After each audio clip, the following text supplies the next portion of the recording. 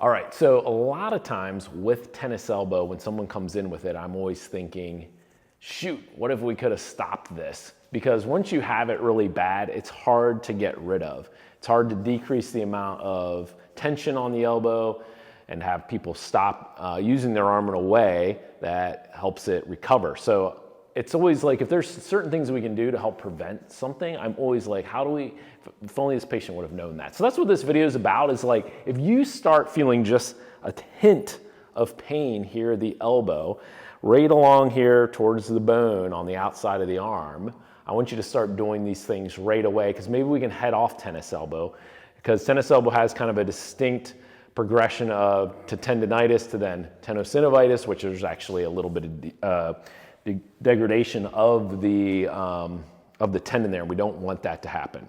Okay, so the first thing, like if you feel a little tension there, I like to have people do some massage on the forearm muscles.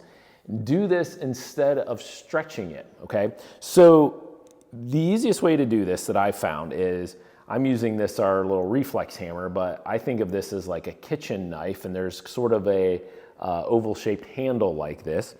You just sit with your arm relaxed on your leg like this, because you don't want to have your wrist engaged at all so the muscles are poking out, because the muscles need to be soft.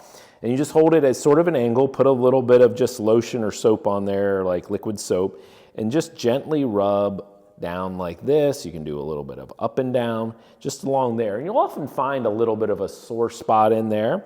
And just spend a couple minutes doing that, right? I would prefer you do this as opposed to really stretching it hard. You can do a little bit of range of motion, but don't stretch it really, really hard. Again, if we're starting to get a little bit of pooling there that's too much, stretching it too hard often can just increase the symptoms or progress the tendonitis that you're about to get, right? So first step, grab a kitchen knife, use the handle. Doesn't have to be a kitchen knife, could be a spoon, something. And just rub up and down the arm with some lotion for a couple minutes, maybe 1 or 2 times a day. It'll feel sore, but it should feel like a good sore, not a bad sore. Okay, so that's number one.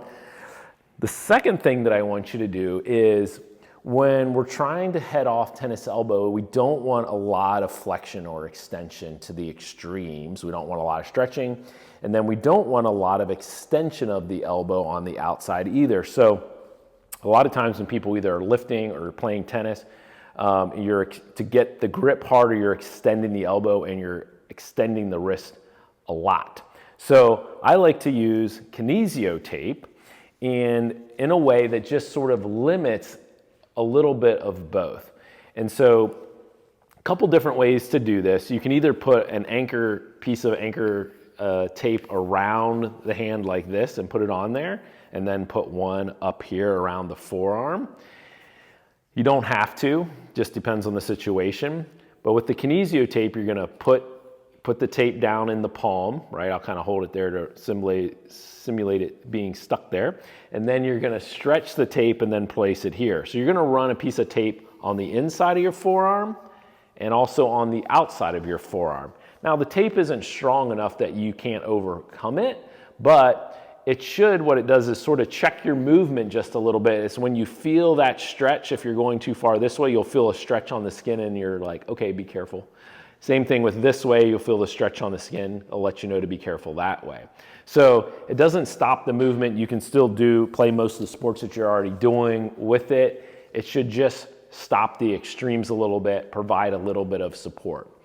So that's the second step, is just a tiny bit of support to keep it from moving too far. And so the first step is massage, second step is a little bit of support. Now the third step, unfortunately, is you do need to, if you can, limit the use of it just a hair. And what I mean by that is, so let's say you're a tennis player and you normally play on Saturdays and you have a long 3-set match on Saturday, and normally you have Sunday off. And after that 3-set match on Saturday, you were like, you know, my arm's a little bit sore. Good thing that didn't really, it's not hurting, but it's a little sore. I'm gonna do those tips. But then let's say Saturday night, your friend calls and it's like, hey, my partner said he's not feeling well. Can you play tomorrow? And it's like a higher level and you're like, ugh. And you're tempted to do it because you love playing, right? Like, it's like, I kind of want to do it, right? That's where I would say if you're experiencing some symptoms, you're going to need to say no to that.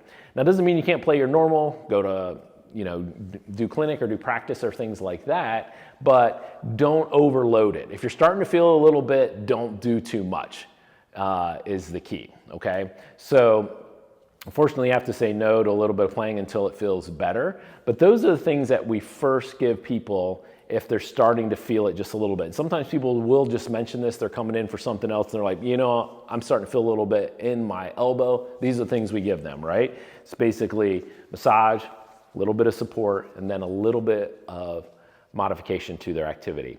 Now, we have shot other videos that go into a little more in depth on how to treat tennis elbow specifically. We'll link to those either below or here on the screen somewhere.